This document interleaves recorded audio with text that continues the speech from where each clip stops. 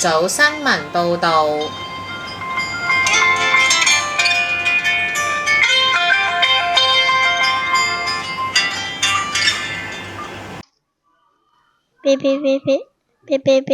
特別新聞報導。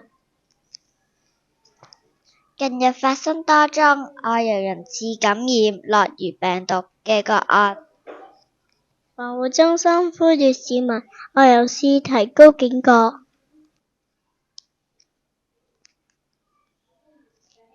媽媽，乜嘢係諾如病毒啊？諾如病毒係一種腸胃疾病，等我搵啲健康小知識話你知啦。諾如病毒有以下嘅病徵：肚痛、肚瀉、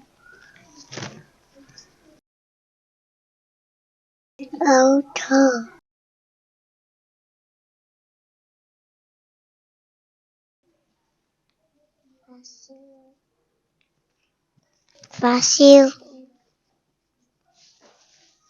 周身痛。媽媽，乜嘢係諾如病毒啊？諾如病毒係一種腸胃疾病，等我搵啲健康小知識話你知啦。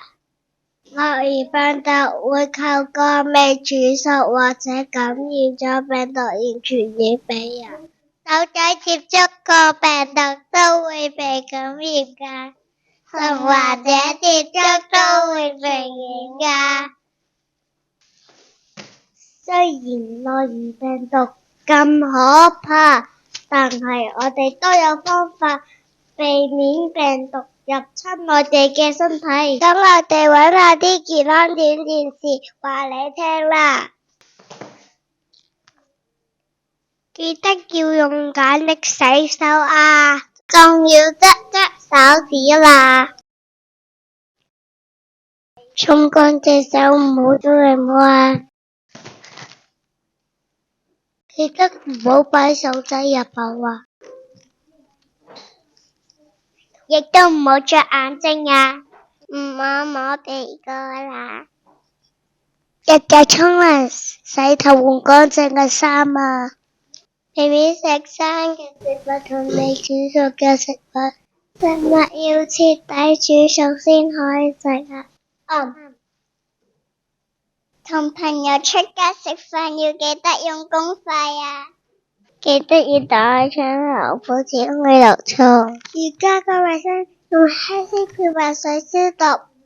腸胃唔舒服就快啲睇醫生啦！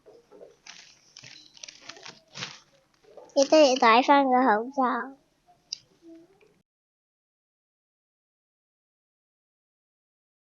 係啊，都要做多啲運動，抵抗嘅病菌。你同爸爸媽媽游水、行山、跑步、踩單車都可以㗎。多啲呼吸，甚至係開氣。喺屋企就會做簡單嘅運動，例如做瑜伽。